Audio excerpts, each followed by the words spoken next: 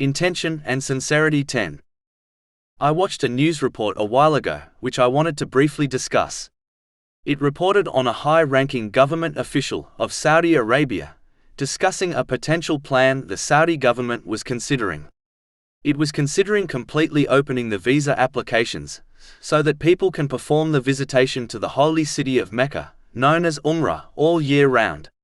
Currently, the visas available are restricted to certain times in the year. Even though this is a good plan and should be carried out, what was surprising was their intention for considering this plan. As the oil prices have been dropping over the years, and the fact that the oil will eventually run out, the Saudi government is taking steps by investing in other business opportunities all over the world in order to ensure they stay rich. Even though this is not prohibited in Islam, but the thing which is surprising is that their only reason for potentially allowing pilgrims to journey to Mecca all year round was to gain more wealth. This intention, the news report made very clear. It was very surprising, as Muslims should know the very famous narration of the Holy Prophet Muhammad, peace and blessings be upon him, found in Sahih Bukhari, number 1.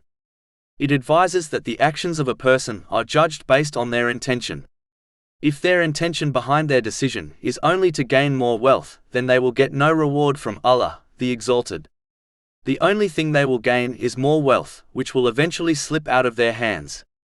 But if they intended to allow pilgrims to journey to Mecca all year round for the sake of Allah, the Exalted, meaning more people would worship Allah, the Exalted, and gain countless good deeds, then they would have gained reward for their plan in both this world and in the next, as well as gain the wealth they wanted.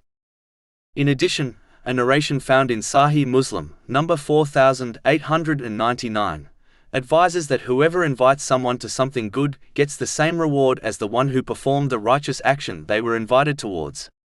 This means, if the Saudi government intended to please Allah, the Exalted, with their plan, they would have got the same reward gained by every single person who performed the visitation, meaning Umrah, simply because they invited them to perform this deed by extending the visas to all year round.